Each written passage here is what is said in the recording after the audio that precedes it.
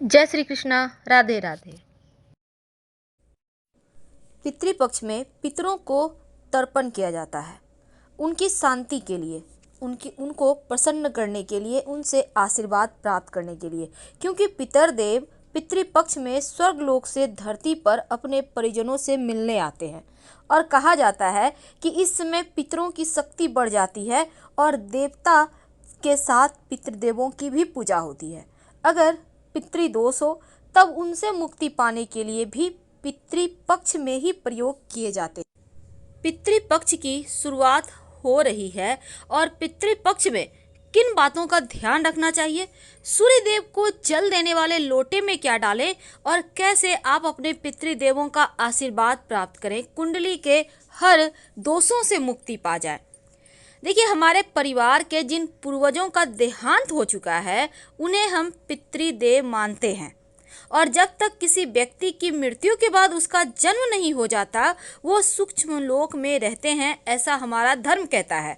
और ऐसा भी माना जाता है कि जिन पितरों का आशीर्वाद सूक्ष्म लोक से परिवार के लोगों को मिलता रहता है उस परिवार में उन्नति ही उन्नति होती है, वंश वृद्धि होती है, सुख बढ़ता है, नौकरी व्यापार में तरक्की मिलती है। तो पितृपक्ष में जो 15 दिनों का वक्त है, पितृदेव धरती पर आते हैं और अपने लोगों के ऊपर आशीर्वाद भी बरसाते हैं, उन पर ध्यान देते हैं और उनका आशीर्वाद हमें प्राप्त हो, हमारे जीवन की समस्याएं दूर हो, इसके लिए उन्हें मनाना भी चाहिए। तो पितृदेवों का आशीर्वाद, हालांकि वो आशीर्वाद देने ही आते हैं और आपकी समस्याओं को समाप्त करने आते हैं। और पितृपक्ष में जब हम लोग अपने पितरों को याद करते हैं, उनकी याद में दान धर्म का पालन करते हैं, तब पितृदेवों का आशीर्वाद हम पर बरसता रहता है। और इस बार पितृपक्ष 20 सितंबर से 6 अक्टूबर तक रहेगा। पितृपक्ष में कुछ ऐसे कार्य हैं जो जरूर करना चाहिए। जब आप अपने पितरों को नियमित रूप से जल अर्पित करते हैं तब कुछ बातों का ध्यान भी रखना है। जल हमेशा दक्षिण दिशा की ओर मुंह करके दोपहर के समय या फिर आप कम से कम 8 बजे के बाद दें। वैसे सुबह भी दे सकते हैं, लेकिन पितरों को जो जल दिया जाता है वो दिन के समय दिया जाता है, थोड़ा लेट होने का। जल में 1 चुटकी काला तिल जरूर डालिए और अगर आपके पास कुसा घास है तो ले लीजिए।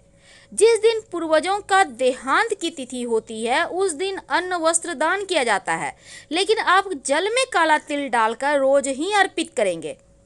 और जिस दिन आप उनके निमित्त अन्न वस्त्र दान करेंगे उस दिन निर्धन को भोजन भी करवाइएगा।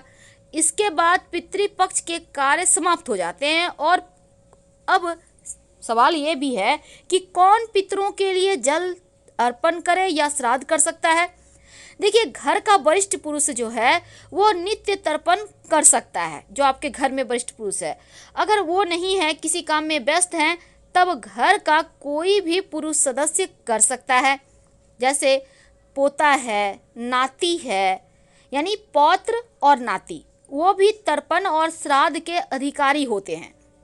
अभी चूंकि स्त्रियां भी कर रही हैं तो कोई बात नहीं, लेकिन कुछ सावधानियां हैं जिसका नियम पालन जरूर करना चाहिए।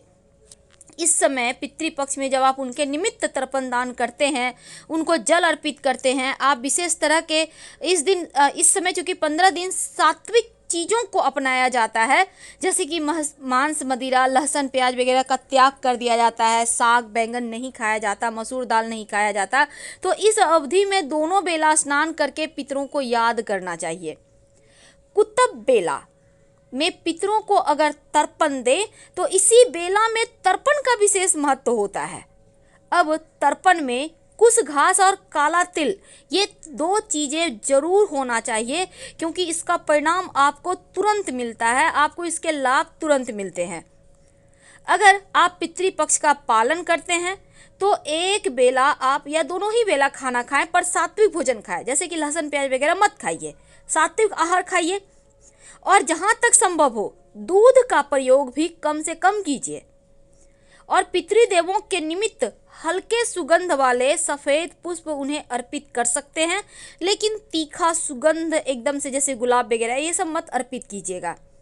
दक्षिण दिशा की ओर मुंह करके पितरों को तर्पण करना, पिंड दान करना सर्वोत्तम होता है। और पितृपक्ष में यदि आप श्रीमद् भागवत गीता का नियमित पाठ करें, सप्तम अध्याय 11वें अध्याय का, तो उनको मोक्ष मिलता है। लेकिन किसी से कर्ज लेकर, समाज में अपने आप को दिखाने के लिए दबाव में आकर आप भूल कर भी पैसे इस तरह से लेकर श्राद्ध ना करें, वरना पितृ आपके नाराज हो जाएंगे। तो पितृपक्ष में कुछ बातों का ध्यान भी रखा जाता है, क्योंकि सुबह जब आप उनको जल अर्पित कीजिएगा, उनका तर्पण कीजिएगा, तो कुछ खास बातों का ध्यान रखें। जैसे कि भगवान सूर्य को पहले जल दें और फिर पितर देवों की निमित्त उनको जल देकर उनकी आत्मा की शांति के लिए प्रार्थना करें। और ये सब करने के लिए अगर आप घर में करते हैं तो कोई एक ही स्थान पे करें। आप छत में करते हैं, बालकनी में करते हैं, तो एक ही स्थान पे रोज करें और उस स्थान की साफ सफाई रखिएगा। वैसे तो सबसे आसान ये है, अगर आप धूप वगैरह जलाते हैं तो अच्छी बात है, क्योंकि धूप की तरह अपने हाथों से थोड़ा थोड़ा घी, गुड़ और भोजन कंडे पर भी डाला जाता है इस दिन। और ये प्रक्रिया कम से कम 5 बार घी, गुड़ और 5 बार भोजन से बने भोग का हवन भी किया जाता है। और मंत्र इस दिन पितृदेवों के निमित्त जपा जाता है। हालांकि मंत्र बोलने के बाद आप अपनी हाथ हथेली में पानी लें और अपने अंगूठे के सहयोग से जमीन पर प्रवाहित कर दें। से बताएंगे कि जब आप सूर्य का तांत्रिक मंत्र का जप करते हैं, सूर्य को जल देते समय, तो उसके विशेष फायदे आपको कैसे मिलते हैं और जीवन की समस्त मुश्किलों से आप कैसे आसानी से बाहर आ जाते हैं। और साथ ही अगर आप वो मंत्र, तांत्रिक मंत्र ना पढ़ें तो गायत्री मंत्र पढ़ सकते हैं। आप ओम आदित्याय नमः का जप कर सकते हैं। गायत्री मंत्र तो हर किसी को पता है। और आप कोई भी मंत्र पढ़ें, पर पढ़े जरूर, क्योंकि मंत्र में जो शक्ति है वो आपको जीवन के कठिनाइयों से बाहर निकलने में मदद करेगा। वैसे ओम घृणी सूर्याय नमः इस मंत्र का भी जप कर सकते हैं, या फिर गायत्री मंत्र ओम भूर्भुवः स्वः तत्सवितुर्वरेण्यं भर्गो देवस्य धीमहि धियो यो नः प्रचोदयात्, इसका भी जप कर सकते हैं। लेकिन एक बात याद रखिए, सूर्य को कभी भी बिना स्नान किए अर्घ्य मत दीजिएगा।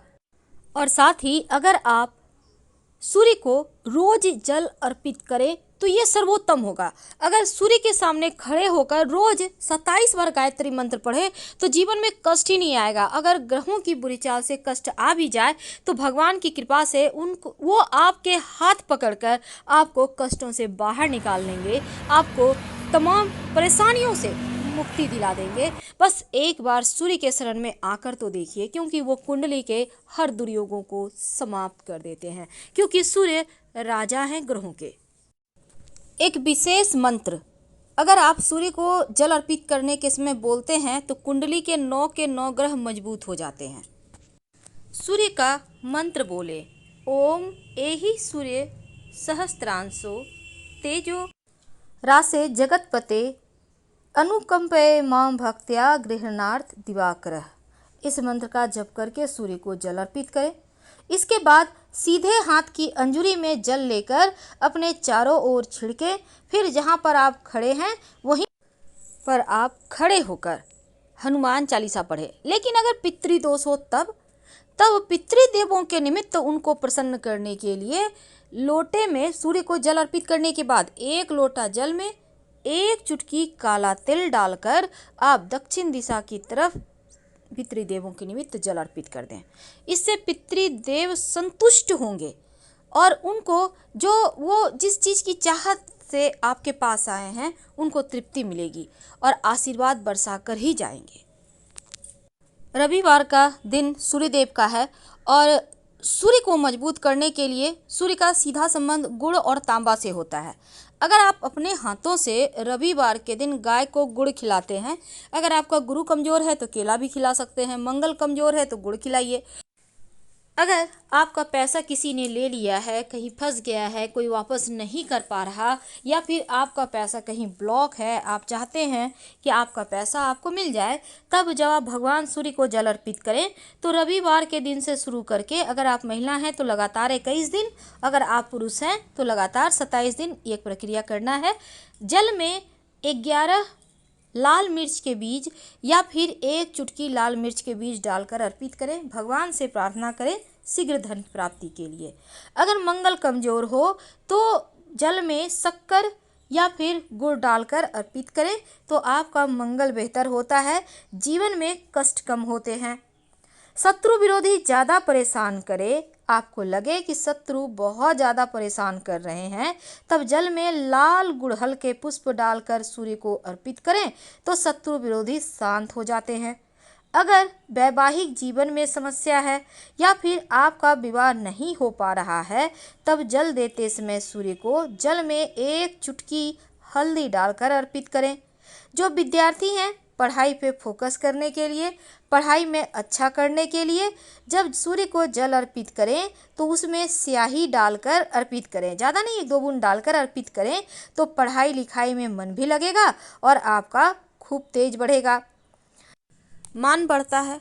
9 के 9 ग्रह अच्छे फल देने लगते हैं, आपका सम्मान बढ़ता है, सरकारी नौकरी प्राप्ति के योग बनते हैं, जीवन में जो परेशानी है वो समाप्त होने लगता है। कुछ लोगों के ग्रह दोष खराब होने के कारण जीवन भर उन्हें दुर्भाग्य का सामना करना पड़ता है और कड़ी मेहनत करने के बाद भी सफलता नहीं मिलती। तो रविवार के दिन 9 ग्रहों के अधिपति हैं जो सूर्य, उनका ही दिन है और इस दिन छोटा सा प्रयोग जरूर करें। वैसे इस दिन तंत्र शास्त्र में धन प्राप्ति के लिए एक रामबाण उपाय बताया गया है जो कि आपके जीवन को के जो दुर्भाग्य हैं उनसे छुटकारा आपको दिलाएगा। एक छोटा सा प्रयोग करें। क्या करेंगे? देखिए, रविवार के दिन सूर्योदय से 1 घंटा पहले उठिए, स्नान वगैरह कर लें। अब ओम घृणी सूर्याय नमः, ओम घृणी सूर्याय नमः 108 बार जप करें और अपने सामने की स्टील या चांदी के बर्तन में आप जल में थोड़ा सा दूध डालकर रखिए। जब मंत्र 108 बार पूरा आप जप लें, फिर आप उस जल को भगवान सूर्य को अर्पित कर दें। तो ऐसा करने से आपकी सभी मनोकामनाएं